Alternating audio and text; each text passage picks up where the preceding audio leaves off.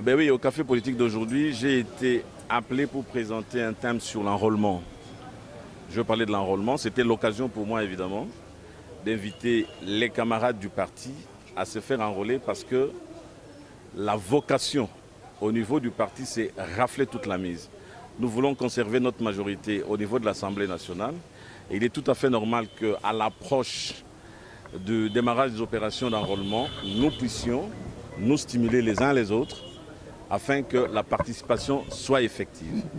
C'est cela que j'ai fait. De quoi ai-je parlé? Je leur ai expliqué les origines de l'enrôlement et pourquoi nous sommes dans ce système d'enrôlement.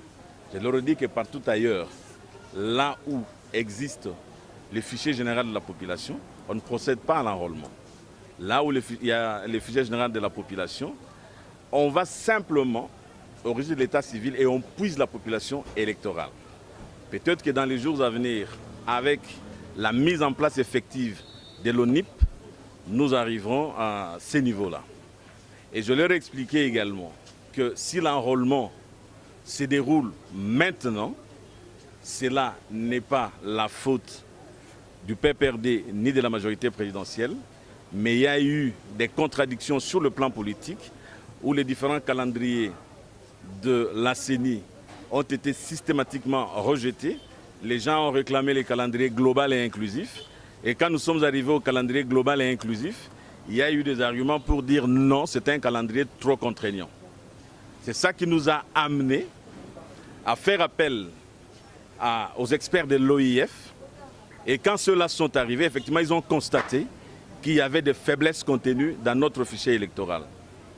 Et les résultats, évidemment, il fallait absolument qu'on puisse procéder autrement. Du reste, je voudrais rappeler qu'après 2011, il y a eu des contestations sur les nombres exacts d'électeurs. Donc, c'est un peu tout cela résumé que j'ai eu à expliquer aux camarades du parti pour qu'ils comprennent. Et vous avez vu le président Kanga qui est revenu sur les enjeux. Donc, c'est tout cela, le package mis ensemble, qui va nous aider certainement à attaquer cette opération avec beaucoup de conviction, avec la certitude que les nôtres vont réellement se faire enrôler. Pensez-vous que le PPRD est capable de conserver le pouvoir?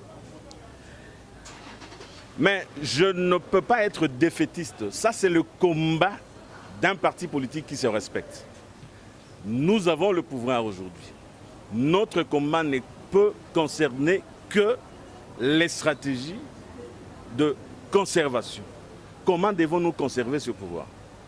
Quand on invite les gens à l'enrôlement, c'est pour que justement nous puissions arriver à ce résultat-là. Donc le défaitisme, ce n'est pas PPRD. Et c'est